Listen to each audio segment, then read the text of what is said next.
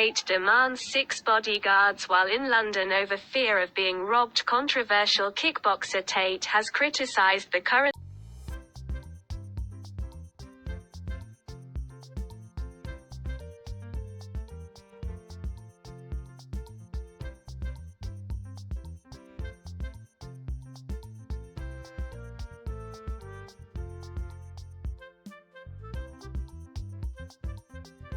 Because it's a failed society and it's godless. I think it's disgusting. We leave our old people to rot in old people's homes, and then we sit there and say we don't have enough money for nurses. I understand this nurse strike very well and how frustrating it can be if you walk into a hospital and the nurse is not prepared to work. But the nurses would be prepared to work at the current wage if they believed this country was spending its money prudently. When you see this country spending its money and just absolutely wasting it, pulling out of thin air to fund proxy wars, God knows where, that has nothing to do with them. Of course, as a nurse, you're going to stand up and say, well, can't I get a pay rise? This country has failed on every metric. And especially our major cities. I've just come to London now. I made it very clear to my private jet pilot. I said, fuel the jet and leave it running, because the second I'm finished talking to Piers, I'm leaving this cesspit. It's disgusting.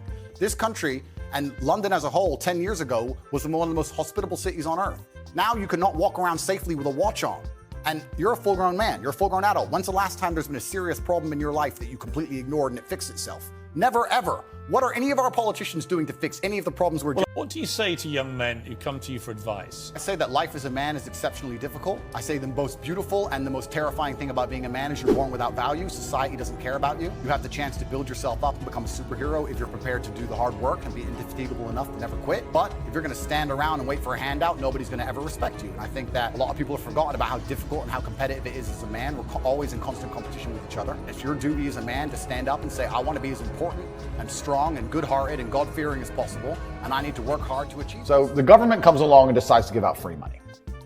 The average person in the middle or at the bottom goes, wait, free money, government cares about the poor person. No, they don't. Let's imagine, let's keep it very simple. Let's say they gave every person in the UK £1,000. They're either going to save that money, or they're going to spend that money, or they're going to, let's say, invest that money. If they spend that money, which is what 90% of them would do, it goes to corporations, making the corporations filthy rich. The stock price of Amazon during COVID went to the moon, because everyone's sitting at home bored, just buying stuff, right?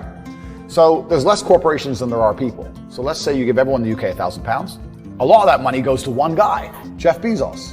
The rich get richer, just like before. Let's say they invest it. Well, they're going to invest it in what? The stock market? Well, that increases the share price of companies. Who owns companies? Rich people. Who already own things, the asset owners are always going to get richer. No matter what you do, the people who are poor are always going to get poorer, and the asset owners are always going to get richer.